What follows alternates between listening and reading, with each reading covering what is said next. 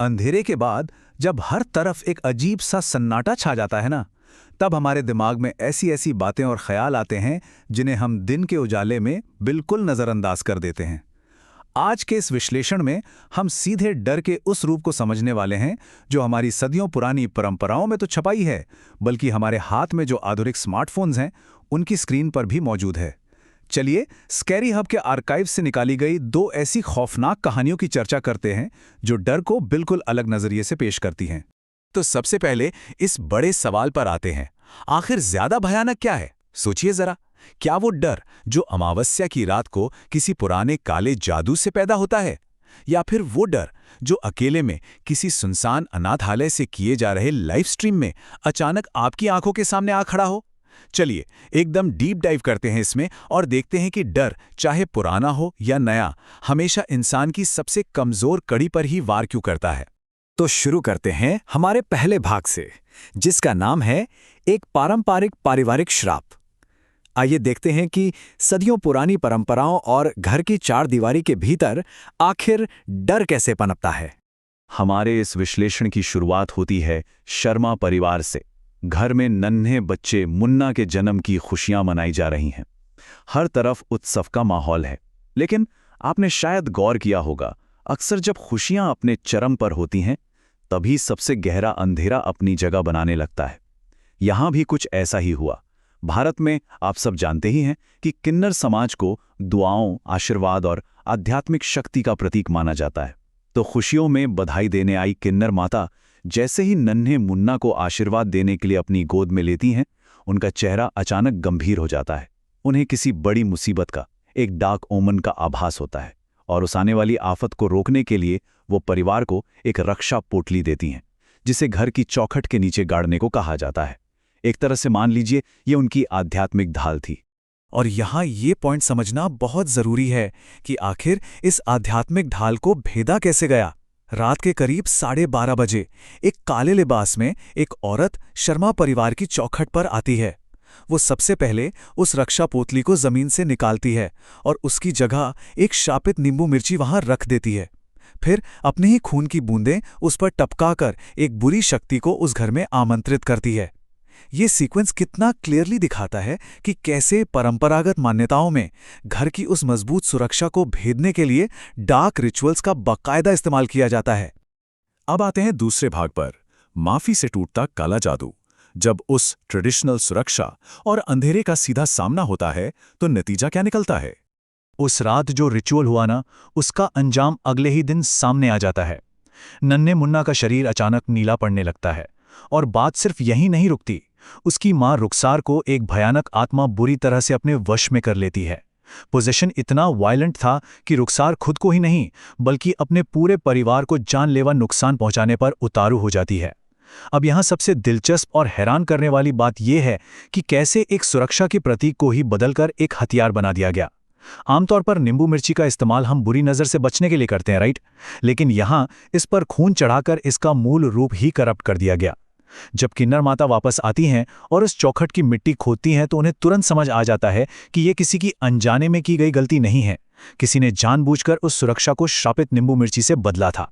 इसके बाद किन्नर माता तुरंत अपने पवित्र सिंदूर से उस बुरी शक्ति को तोड़ती हैं और उसे बंद कर देती हैं। काला जादू हमेशा वापस पलटता है, और यही उस इंसान के साथ हुआ जिसने ये श्रापित काम किया था। लेकिन खुलासा सच में चौंकाने वाला था। पता चलता है कि यह जादू किसी अनजान ने नहीं बल्कि रुखसार की अपनी सगी छोटी बहन नेहा ने किया था।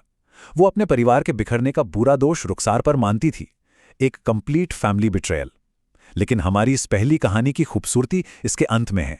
ये कहानी किसी हिंसा या बदले से नहीं बल्कि माफी से, एक रैडिकल स्पिरिचुअल क्लेंजिंग से सुलझती है।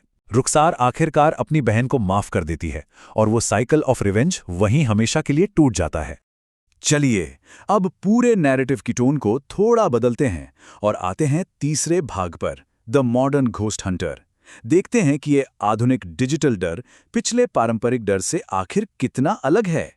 जैसा कि हमने पहली कहानी में देखा, ढाल पूरी तरह से आध्यात्मिक थी, लेकिन यहां ढाल है टेक्नोलॉजी। मिलिए स्वास्तिक से। ये एक गोस्ट हंटर कंटेंट क्रिएटर है जिसका मानना है कि डर वर जैसा कुछ नहीं होता, सब बस दिमाग का एक वहम है। स्वास्तिक का अपने टेक गैजेट्स, कैमराज और मोशन सेंसर्स पर पूरा और एब्सोल्यूट भरोसा है। एक नास्तिक होने के नाते उसका मिशन ही इन सुपरनैचुरल चीजों को झूठा साबित करना है। आज रात वो एक ऐसी जगह पर अपना 3M चैलेंज करने आया है जो पिछले 15 सालों से बिल्कुल खंडर और राख बनी हुई है। ये एक अनाथालय है जहां पिछले दिनों एक भयानक आग में कई मासूम बच्चे और उनकी एक कैटेकर की जान चली गई थी। यहां कहानी की शुरुआत फेथ या विश्वास से नहीं, बल्कि बिल्कुल उसके ऑपोजिट, ओवर कॉन्फिडेंस और टेक्नोलॉजी के घमंड से होती है। अब इस सस्पेंस और उन गैजेट्स के फेल होने की टाइमलाइन पर थोड़ा ध्यान दीजिए। रात 2:30 बजे जब स्वास्तिक वहां पहुंचता है तो सब कुछ नॉर्मल और पूरी तरह उसके कंट्रोल में लगता है। लेकिन ठीक 2:55 पर उसका पहला मोशन सेंसर अचानक मूवमेंट डिटेक्ट करता है। फिर ठीक 3 बजे कोई एक नहीं बल्कि 3 अलग-अलग कमरों के सेंसर्स एक ही साथ बजने लगते हैं। 3:07 पर वहां का तापमान अचानक तेजी से गिरकर 16 डिग्री हो जाता है। और फिर 3:33 पर, जो कि आप जानते ही हैं, पैरानॉर्मल दुनिया में सबसे खतरनाक वक्त माना जाता है, उसके सबसे भरोसेमंद कैमरास अचानक ग्लिच करने लगते हैं। और तब जो आकृति उसके सामने आती है उसकी तो उसने कभी सपने में भी कल्पना नहीं की थी। आइए बढ़ते हैं चौथे भाग की तरफ, लाइव स्ट्रीम का आखिरी ट्विस्ट। यहां एक ऐसी खौफनाक सच्चाई सामने आती है जो सच में सब कुछ बदलकर रख देती है। जैसे जैसे वो हॉन्टेड लाइव स्ट्रीम आगे बढ़ती है ना, दर्शकों को लाइव स्क्रीन पर ऐसी चीजें दिखने लगती हैं जो खुद स्वस्तिक नहीं देख पा रहा है। स्क्रीन पर उसके ठीक पीछे एक आग से बुरी तरह जली हुई बूढ़ी औरत की आकृति खड़ी नजर आती है। शुरू में लगभग सभी को लगता है कि यह पक्का व्यूज पाने के लिए कोई स्क्रिप्ट या मजाक है, लेकिन तभी चैट बॉक्स में एक ऐसी चीज पॉपअप होती है जो किसी के भी रोंगटे खड़े कर दे। उस कमेंट में बस इतना लिखा था, स्वस्तिक मर चुका है। और सबसे भयानक ट्विस्ट ये था कि ये कमेंट किसी फेक या रैंडम अकाउंट से नहीं, बल्कि स्वस्तिक के खुद के ऑफिशियल अकाउंट से भेजा गया था। यह वाकई में एक माइंड बेंडिंग ट्विस्ट है। असलियत तो ये थी कि स्वस्तिक उस अनाथालय तक कभी जिंदा पहुंचा ही नहीं था। उसकी मौत तो रात 2:20 पर ही हो चुकी थी।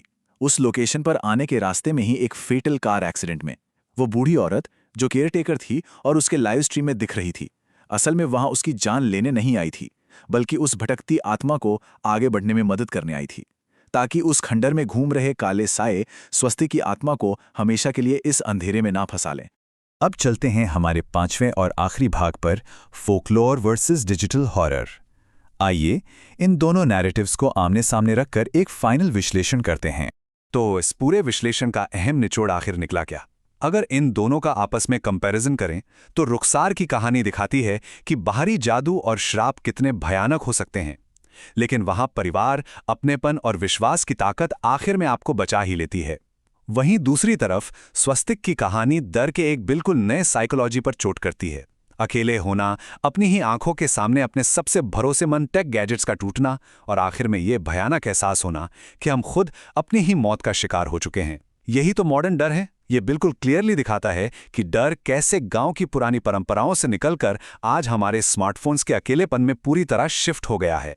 तो इस विश्लेषण को यहां खत्म करते हुए मेरे दिमाग में बस ये एक सवाल बार बार घूम रहा है, क्या आने वाले वक्त में हमारी मॉडर्न टेक्नोलॉजी इन पुराने भूतों का पूरी तरह से सफाया कर देगी, या फिर जैसा हमने स्वस्तिक के साथ देखा, ये टेक्नोलॉजी उन्हें हमें डराने के लिए बस एक नई स्क्रीन और एक नया आकार दे रही है?